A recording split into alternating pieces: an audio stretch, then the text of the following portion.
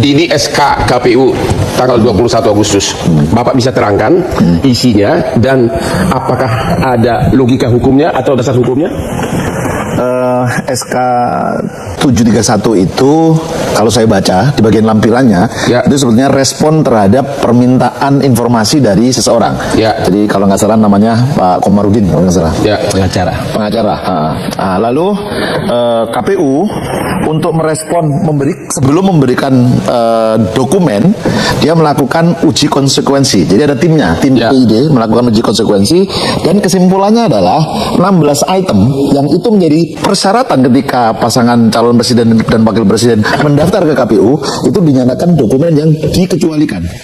Ya artinya tidak bisa diakses oleh publik. Antara lain ijazah, KTP, surat keterangan dari pengadilan bahwa dia sudah tidak bebas pidana, hampir semua data surat pribadi, kesehatan, surat calon pimpinan negara nggak boleh diakses gitu. Menurut SK itu terus? Tapi kalau dulu pengalaman saya menyelenggarakan Pilpres 2014 dan 2019, data itu kita sediakan dapat diakses oleh publik. Nah, dengan adanya undang-undang perlindungan data pribadi itu memang beberapa item itu kita tutup, kita lindungi supaya hak pribadi seseorang juga terlindungi juga. Misalnya hasil pemeriksaan kesehatan itu yang ditampilkan kan hasil yang menyatakan dia memenuhi syarat atau tidak. Tapi rekam medisnya, jantungnya gimana, ginjalnya gimana, parunya gimana, itu tidak kita tampilkan. Kasih contoh, ijazah gimana? Ijazah itu yang ditampilkan ya ijazahnya saja. Tetapi di balik ijazah itu kan ada bahasa Inggris dapat berapa, matematika dapat berapa, itu tidak ditampilkan. Tapi dengan SK yang baru total nggak boleh? Tidak boleh, tidak bisa. Sama sekali nggak boleh. Tidak bisa. Dasar hukumnya apa SK KPU ini? Dan kenapa sekarang Pilpres masih lama? Kalau mengikuti prosedurnya, maka yang dijadikan dasar oleh teman-teman KPU itu ya hasil rapat uji konsekuensi oleh tim itu. Dari segi hukum, landasan hukumnya ada nggak? Misalnya laporan harta kekayaan, itu kan oleh KPK malah dibuka ke publik. Kok ini nggak boleh? Nah, ini berarti ada regulasi yang bertentangan. Maksud Bapak SK ini bertentangan dengan undang-undang? Siapa yang salah? Dia bertentangan dengan undang-undang yang lain. Misalnya KPK misalnya, dia membuka itu. Tetapi di Undang-Undang Keterbukaan Informasi Publik, Perlindungan Data Pribadi, ini malah tidak bisa dibuka. Karena ya sudah dilakukan juga uji konsekuensi. Jadi dari Bapak sebagai mantan Ketua KPU, apakah SK ini sebelum dicabut memang ada landasan hukumnya atau tidak? Dan kenapa segampang itu dicabut? Jadi gini, prosedurnya sudah dia lalui dengan melakukan uji konsekuensi. Kesimpulan uji konsekuensi itulah yang dijadikan dasar untuk membuat SK, untuk membuat keputusan. Di mana salahnya melihat ijazah orang? Apalagi calon pimpinan negeri. Nah, itu mesti dikonfirmasi kepada KPU yang sekarang gitu ya. Kok bisa semua ditutup gitu loh.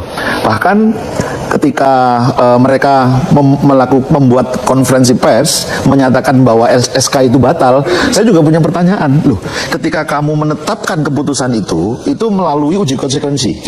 Mestinya untuk menyatakan dokumen-dokumen itu bisa dibuka atau tidak, itu ada uji konsekuensinya lagi.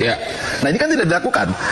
Saya nggak tahu ya, karena di dalam konferensi pers itu tidak diceritakan apa yang sudah dilakukan sehingga mereka mencabut atau membatalkan keputusan itu.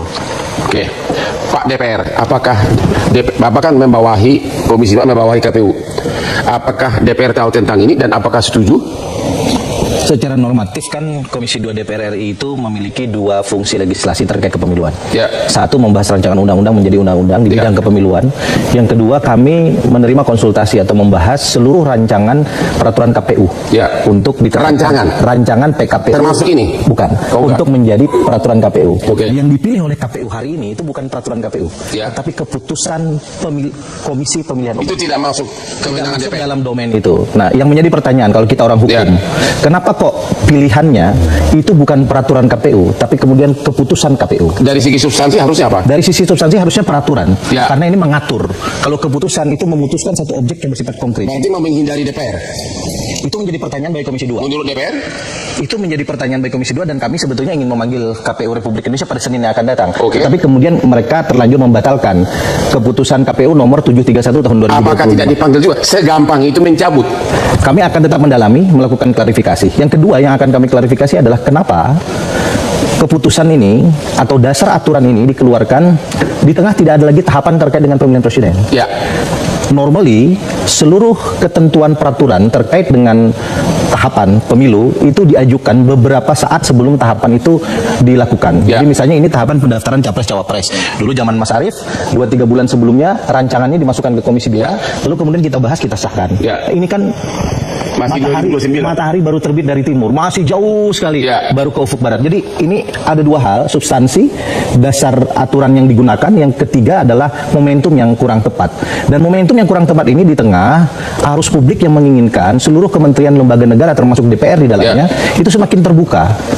Oke, teman-teman, kembali lagi bersama saya di channel video ini. Ini membahas polemik mengenai keputusan KPU atau SK nomor 731 tahun 2024 yang dianggap membatasi akses publik terhadap dokumen penting pasangan calon presiden dan wakil presiden seperti ijazah dan rekam medis. Teman-teman, poin-poin utama dalam video yang telah kita simak, yang pertama, kontroversi SK KPU. Mantan Ketua KPU menjelaskan bahwa KPU melakukan uji konsekuensi yang menyimpulkan 16 item persyaratan calon sebagai dokumen yang dikecualikan atau tidak boleh diakses publik. Nah, hal ini dinilai janggal karena pada pemilu sebelumnya 2014 dan 2019 data tersebut justru tersedia untuk publik. Tanggapan DPR Komisi 2 DPR RI mempertanyakan dasar hukum dan momentum dikeluarkannya aturan ini. Mereka menyoroti bahwa keputusan tersebut bersifat konkret dan dianggap sebagai upaya menghindari konsultasi dengan DPR. Dukungan terhadap Hotman Paris. Video ini banyak mempertanyakan komentar netizen Indonesia yang mendukung Hotman Paris untuk membongkar kejanggalan terkait ijazah dan integritas KPU. Publik mendesak transparansi penuh mengenai syarat calon pemimpin negeri demi menjaga demokrasi dan integritas penjabat negara. Tuntutan publik netizen Indonesia menekankan pentingnya calon pemimpin yang memiliki pendidikan tinggi minimal S1 dan menuntut KPU untuk lebih terbuka serta bertanggung jawab atas aturan yang mereka buat. Mengapa KPU batalkan aturan dokumen tertutup? Narasumber menyatakan bahwa alasan spesifik di balik pembatalan atau pencabutan keputusan KPU nomor 731 tahun 2024 tidak dijelaskan secara rinci dalam konferensi pers yang dilakukan oleh pihak KPU. Mantan Ketua KPU yang diwawancarai dalam video tersebut mengaku tidak mengetahui secara pasti apa langkah atau dasar yang dilakukan KPU sehingga mereka memutuskan untuk membatalkan keputusan tersebut. Apa itu uji konsekuensi dalam dokumen KPU? Berdasarkan penjelasan dalam video ini, teman-teman, uji konsekuensi adalah prosedur yang dilakukan oleh tim KPU sebagai respon terhadap permintaan informasi dari pihak luar, atau dalam video disebutkan nama Pak Komarduni, seorang pengacara. Melalui proses ini, KPU mengevaluasi dokumen-dokumen persyaratan pasangan calon presiden dan wakil presiden untuk menentukan apakah dokumen tersebut dapat diakses oleh publik atau harus dikecualikan demi melindungi data pribadi. Hasil dari uji konsekuensi tersebut menyimpulkan bahwa 16 item dokumen persyaratan termasuk diantaranya ijazah, KTP, surat keterangan dari pengadilan terkait status pidana, dan surat kesehatan dinyatakan sebagai dokumen yang dikecualikan sehingga tidak bisa diakses oleh publik. Siapa yang meminta data ijazah ke KPU? Teman-teman, pihak yang mengajukan permintaan informasi kepada KPU tersebut adalah seorang pengacara bernama Pak Komarudin. Nah, untuk itu mengapa momentum SK 731 dianggap tidak tepat? Nah, teman-teman, menurut penjelasan narasumber dari Komisi 2 DPR RI dalam video tersebut, momentum dikeluarkannya keputusan KPU nomor 731 tahun 2024 dianggap tidak tepat karena beberapa alasan.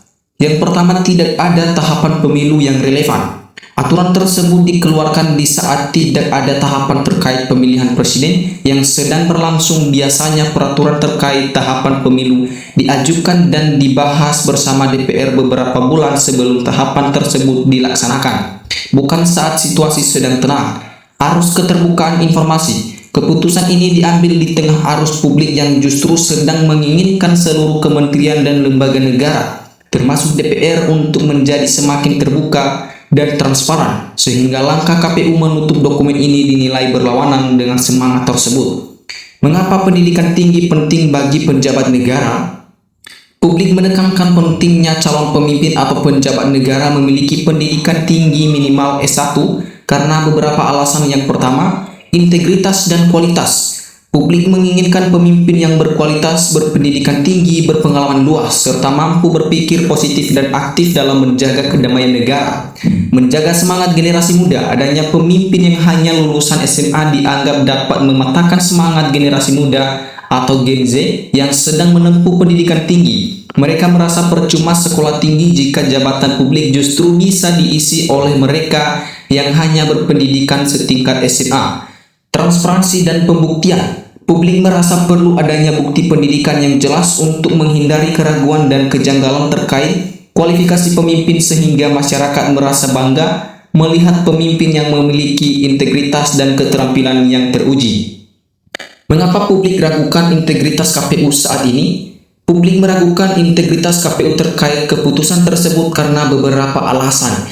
Yang pertama, teman-teman, ketidaktransparan terhadap data calon pemimpin. Publik menganggap tindakan menutup akses terhadap dokumen seperti ijazah, KTP, dan surat keterangan kesehatan calon pemimpin sebagai bentuk upaya melindungi kebohongan atau menyembunyikan sesuatu yang seharusnya dapat diakses oleh masyarakat. Kecurigaan adanya keberpihakan. Banyak netizen Indonesia dalam video menyatakan kecurigaan bahwa KPU bekerja sama untuk kepentingan pihak tertentu dan merusak demokrasi dengan membuat aturan sendiri yang dinilai pro terhadap keluarga Jokowi dan Gibran. Kejanggalan regulasi. Keputusan ini dianggap bertentangan dengan semangat keterbukaan informasi publik dan dibandingkan dengan lembaga lain seperti KPK yang justru membuka laporan harta kekayaan penjabat. Momentum yang tidak tepat. Komisi 2 DPR RI menyoroti bahwa aturan ini dikeluarkan di saat tidak ada tahapan pemilu yang mendesak, sehingga muncul pertanyaan, apakah KPU berusaha menghindari pengawasan DPR? Nah, mengapa KPU menghindari konsultasi dengan pihak DPR? Berdasarkan penjelasan narasumber dari Komisi 2 DPR RI dalam video, KPU dianggap menghindari konsultasi karena memilih bentuk keputusan KPU atau SK alih-alih peraturan KPU atau PKPU. Secara substansi, aturan tersebut seharusnya berbentuk peraturan karena mengatur hal yang bersifat umum. Namun, pemilihan bentuk keputusan membuat aturan tersebut tidak masuk dalam domain konsultasi atau pembahasan wajib dengan DPR. Hal ini menimbulkan pertanyaan di kalangan anggota Komisi 2 mengenai upaya KPU untuk menghindari pengawasan legislatif. Nah, teman-teman, demikian saja cuplikan video kali ini. Terima kasih teman-teman, jangan lupa beri tanggapan Anda. Terima kasih, salam NKRI harga mati.